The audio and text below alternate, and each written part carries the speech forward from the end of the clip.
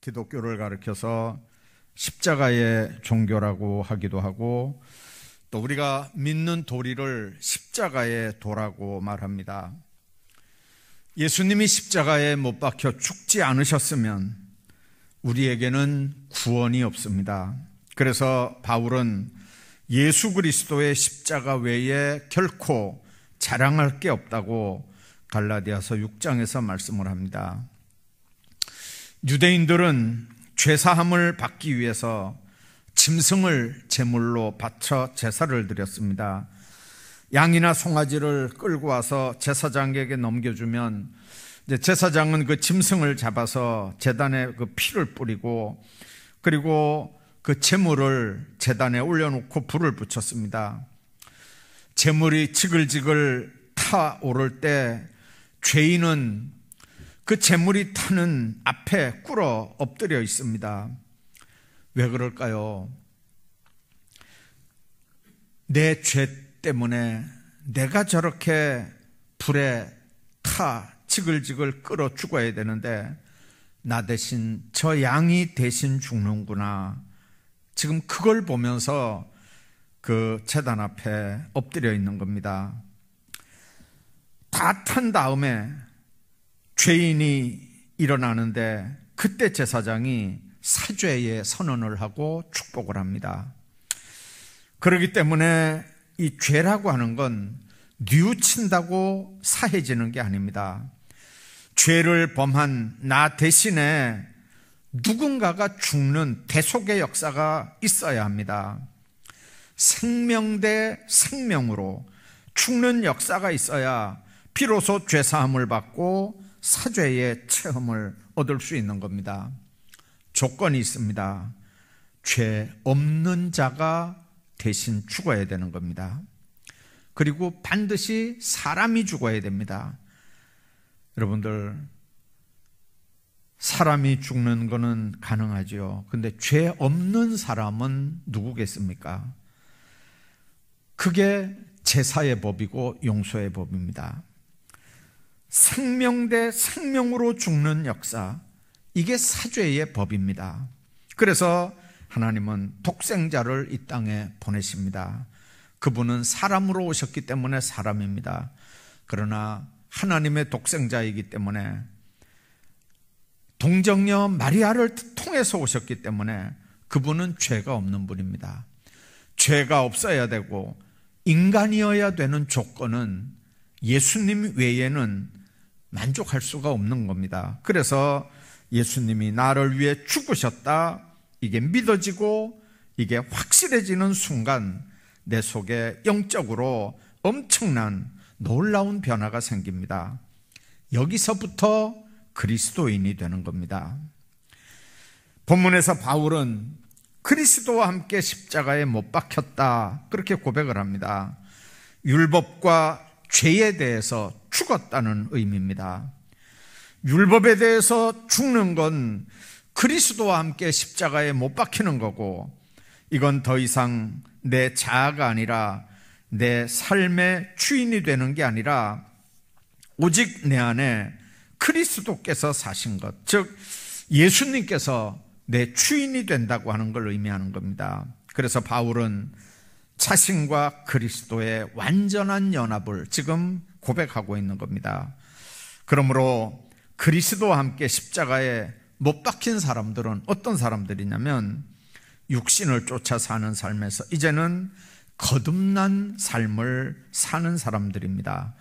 오늘 20절 상반절에 그랬습니다. 내가 그리스도와 함께 십자가에 못 박혔나니, 그렇게 얘기합니다. 육체의 정욕을 십자가에 못 박아야 거듭난 삶을 살 수 있습니다. 여러분들, 교도소는 부자유한 곳입니다. 아무리 부자유하고 경계가 삼엄해도 일단 그 안에서 죽으면 자유롭습니다. 어떤 흉악한 죄인이라도 일단 죽으면 그 무서운 교도소에서 나올 수 있습니다. 마찬가지입니다. 우리가 아직도 자유를 느끼지 못합니까? 살아있기 때문에 그렇습니다. 아직도 내 속사람이 꿈틀거려서 자유를 느끼지 못하는 겁니다. 철저하게 내가 죽으면 철저하게 자유할 수 있습니다. 그래서 예수님은 자기 십자가를 지고 나를 따르지 않는 사람은 내 제자가 될 수 없다, 그렇게 얘기합니다. 죽어야 산다는 말입니다.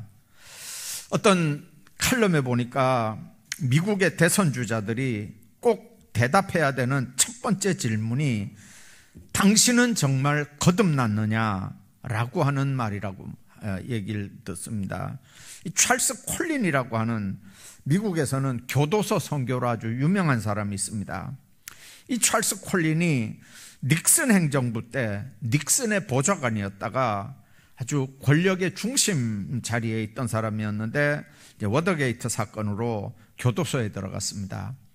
그 교도소에서 친구가 넣어준 C.S. 레이서가 쓴 크리스천이라고 하는 책을 읽다가 성령으로 거듭나는 그런 경험을 교도소 안에서 하게 됩니다. 그리고 그는 거기서 자기가 했던 경험을 근거로 해서 번 어게인이라고 하는, 거듭남이라고 하는 제목으로 책을 씁니다. 그 책은 당시에 기독교 서점뿐만 아니라 일반 서점에서도 베스트셀러가 됐습니다. 그러면서 이 본 어게인, 거듭남이라고 하는 말이 미국 사회에 큰 충격을 주기 시작했습니다. 이제 그 후부터 대통령에 출마하는 사람들에게 기자가 묻든지 아니면 어떤 과정을 통해서든지 당신은 본 어게인 한 사람이냐 묻게 됐고, 이거는 그때 이후에 대선 주자들이 반드시 거쳐야 되는 첫 번째 시험이 되고 있다는 얘기입니다. 우리나라 대선과는 너무도 다른 분위기죠. 바울은 골로새 교회에 편지하면서 위의 것을 생각하고 땅의 걸 생각하지 말라고 그랬습니다. 왜 그러냐면 이는 너희가 죽었고 너희 생명이 그리스도와 함께 하나님 안에 감추었음이니라, 그렇게 했습니다. 거듭난 하나님의 백성답게 성별된 삶을 비로소 살 수 있게 된다는 의미입니다. 이런 삶은 하나님의 성령의 개입 없이는, 하나님의 역사하심 없이는, 강력한 이끄심 없이는 불가능한 일입니다. 그래서 그리스도와 함께 십자가에 못 박힌 사람은 날마다 성령의 이끄심으로 육체의 남은 본성을 십자가에 못 박고 온전한 구원을 이루어 나가는 겁니다. 두 번째로, 그리스도와 함께 십자가에 못 박힌 사람들은 그리스도가 주인인 삶을 살게 됩니다. 20절 중간에 보니까 그런즉 이제는 내가 사는 것이 아니요 오직 내 안에 그리스도께서 사시는 것이라고 그랬습니다. 주인이 누구냐에 따라서 가치가 달라지는 건 골동품 시장에만 있는 건 아닙니다. 자신이 주인이 된 삶을 사는 사람은 우리 마음에 있는 의자에 자기 자신이 왕으로 앉아 있습니다. 그리스도는 자기 인생 밖에 계십니다. 그래서 모든 일을 자기 자신이 주관합니다. 그러니까 좌절, 혼란, 어려움에 빠지고 방황을 합니다. 그러나 그렇다 할지라도 예수 그리스도를 모셔드립니다. 영접합니다. 그리고 내가 앉았던 자리를 비워주고 예수님을 그 자리에 모십니다. 나는 예수님 앉은 자리 밑에 무릎을 꿇고 엎드립니다. 그리스도가 내 인생의 왕좌에 앉아 계시고 나는 자기 인생의 왕좌에서 내려와서 내 삶 전체를 그리스도께 맡기며 삽니다. 따라서 이 모든 일을 나의 주인된 주님이 주관하기 때문에 하나님의 계획과 일치된 삶을 살게 됩니다. 이런 사람들은 어려운 일을 당할 때도 낙심하거나 원망하지 않고 오히려 감사하는 삶을 살게 됩니다. 왜 그러냐면 그분이 내 주인이고 그분이 나를 이끌어가면 하나님께서 내 모든 삶을 책임지신다고 하는 믿음이 있기 때문에 그렇습니다. 에베소 5장 17절에 보면 그러므로 어리석은 자가 되지 말고 주의 뜻이 무엇인지 이해하라, 그렇게 말씀합니다. 참된 그리스도인은 내가 하고 있는 일이 주의 뜻인가 나의 뜻인가 늘 구별하며 점검을 합니다. 그걸 어떻게 분별하고 어떻게 점검할 수 있겠습니까? 주의 뜻을 알기 위해서 방법은 두 가지밖에 없습니다. 하나는 성경을 읽어야 됩니다. 말씀 앞에 우리가 서야 됩니다. 근데 이 말씀이 하나님의 영으로 감동이 된 말씀이기 때문에 하나님의 영에 충만하지 않으면 읽어도 뭔 의미인지 모릅니다. 그러니까 하나님의 영에 충만하려면 기도하는 방법밖에 없습니다. 기도해야 성령 충만하고, 성령 충만해야 말씀을 읽고 들어도 그게 뭔 소리인지 알게 됩니다. 여러분들, 그래야 하나님의 뜻이 뭔지도 알게 되고, 내가 하나님 앞에 지금 어떤 존재인지도 알게 되고, 기도하는 가운데 성령께서 하나님의 뜻을 깨닫게 하시는 줄로 믿습니다. 그리고 주의 뜻이라면 내 의지와 상관없이 내가 원하든 원하지 않든 그 길이 십자가의 고난의 길이라도 가는 겁니다. 하나님 앞에 쓰임받는 모든 사람들은 다 그렇게 헌신하는 사람들입니다. 세 번째는 하나님의 아들을 믿는 믿음 안에서 사는 삶을 살게 됩니다. 20절 마지막에 그랬습니다. 이제 내가 육체 가운데 사는 것은 나를 사랑하사 나를 위하여 자기 자신을 버리신 하나님의 아들을 믿는 믿음 안에서 사는 것이니라, 그렇게 말씀합니다. 그리스도와 함께 십자가에 못 박힌 자가 됐던 바울은 육체 가운데 사는 건 이제 더 이상 자기 자신을 위한 삶이 아니라고 분명하게 고백을 합니다. 우리가 세례를 받을 때 그냥 죄를 씻는 예식 정도로만 알진 않지 않습니까? 원래 세례의 의미는 옛날에 예수 만나기 전에 나는 죽었고 예수 만난 이후에 나는 산다는 개념입니다. 그래서 물속에 푹 담그는 침례가 왜 있습니까? 예수 믿기 전에 나는 죽었고 하는 표시가 물속에 집어넣는 겁니다. 그리고 예수 믿는 나는 다시 살아났다는 의미가 그 다음에 물속에서 다시 나오는 일입니다. 약식 세례 받은 사람들이 이스라엘에 가서 요단강의 물속에 일부러 들어가는 이유가 그런 것 때문에 그런 것 같고, 또 침례교 같은 경우는 아예 이 강단 밑에 세례탕이 있습니다. 그래서 의식적으로 아예 물속에 집어넣습니다. 여러분들, 우리는 그렇게 하지 않고 약식 세례를 줍니다만 세례 받을 때 오늘 성례식이 있을 때마다 기억해야 되는 건 예수 믿기 전에 나는 죽었고 예수 믿은 이후에 나는 산다고 그렇게 하나님 앞에 고백하는 겁니다. 그런데 여러분들, 그게 어떻게 가능할까요? 바울도 그렇게 주님을 따랐습니다. 그런 마음으로 주님을 따랐습니다. 그런 마음으로 주의 일을 시작했습니다. 그런데 오늘 죽이고 죽은 줄 알았더니 그 다음날 되니까 아직도 안 죽고 내가 또 살아나는 거예요. 그래서 그 다음날 또 죽이고 또 죽였습니다. 된 줄 알았더니 그 다음날 또 다 자기가 살아나는 거예요. 그래서 바울의 고백이 그러잖아요. 날마다 죽는다. 한 번 죽었으면 됐지 왜 날마다 죽을까요? 죽은 줄 알았는데 안 죽는 거예요.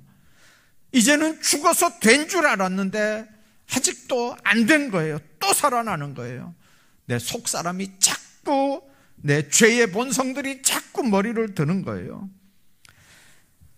자기를 위해서 대속제물이 되주신 그리스도를 위한 삶이 돼야 우리가 하나님과의 똑바른 관계가 되는데 이게 안 되는 거거든요.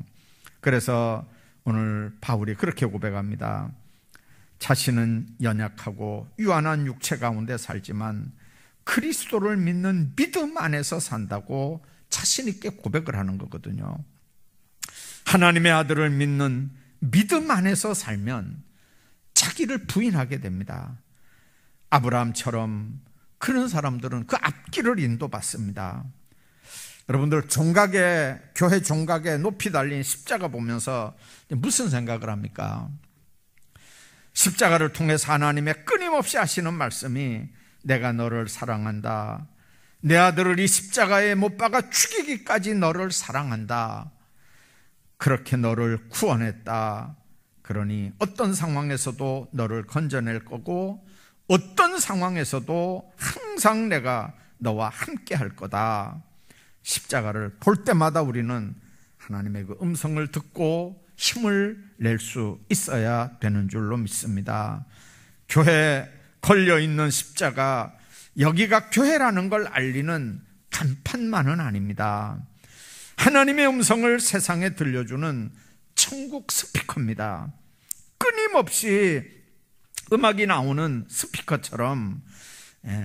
그래서 하나님이 세상을 이처럼 사랑하사 독생자를 주셨으니 이는 그를 믿는 자마다 멸망치 않고 영생을 얻게 하려 함이라고 하는 계속해서 음악이 흘러나오는 스피커처럼 이 십자가를 통해서 하나님의 사랑을 늘 전하는 교회가 되어야 합니다.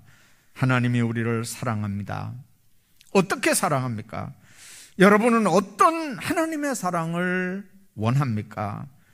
우린 하나님의 사랑을 받는다고 하면 내 사업이 잘 돼야 되고, 내 병이 나아야 되고, 건강해야 되고, 내 자녀들이 잘 돼야 되고, 내가 원하는 대로, 내 마음의 소원대로 그렇게 하나님의 축복을 받아야 그게 하나님의 사랑이라고 생각을 합니다. 그러나 하나님의 사랑 방법도 그런 걸까요? 하나님이 세상을 이처럼 사랑하사 독생자를 주셨으니. 여러분들, 하나님의 사랑 방법은 뭡니까? 독생자를 십자가에 못 박아 놓고 이것이 우리 인간을 향한 하나님의 사랑이다, 이렇게 얘기하는 거예요. 건강해야 복이고 하나님의 사랑이고, 물질이 풍부하고 돈 잘 벌어야, 사업이 잘 돼야, 자녀들이 잘 돼야 이게 하나님의 사랑이라고 생각하는 거하고, 독생자를 십자가에 못 박아 놓고 이게 너희를 향한 내 사랑이다 하는 거하고, 여러분들 이 사랑의 차이를 한번 생각해 보십시오. 내가 너를 이렇게 사랑했노라, 지금도 사랑하노라, 이 사랑의 메시지가 내 가슴에 확 들어와서 확증될 때, 그때부터 우리가 크리스찬입니다. 하나님이 보여주신 사랑은 독생자를 십자가에 못 박아 죽이신 그 거룩한 희생에 있는 겁니다. 그게 속죄의 역사입니다. 그 사랑을 화끈하게 체험할 수 있어야, 그래야 크리스찬들입니다. 갈라디아서 5장 24절에 보면 정과 욕심을 십자가에 못 박았다고 그랬습니다. 그것이 그리스도와 함께 십자가에 못 박힌 사람들이 크리스찬이라는 말입니다. 육신을 쫓아 사는 데서 이제는 거듭난 삶을 살고, 자신이 주인된 삶에서 이제는 예수 그리스도가 주인된 삶을 살고, 하나님의 아들을 믿는 그 믿음 안에서 오늘 우리가 산다면 우리는 크리스찬입니다. 우리는 본문에 있는 말씀처럼 십자가 안에서 사는, 그리스도 안에서 사는 사람들입니다. 십자가에 못 박혀 사는 사람들입니다. 하나님의 아들을 믿는 믿음 안에서 하나님의 자녀답게 내 모든 육정, 인간적인 것들 다 십자가에 못 박고 예수 안에서 다시 예수님으로 살아가는 하나님의 사람들 다 되시기를 주의 이름으로 축복합니다.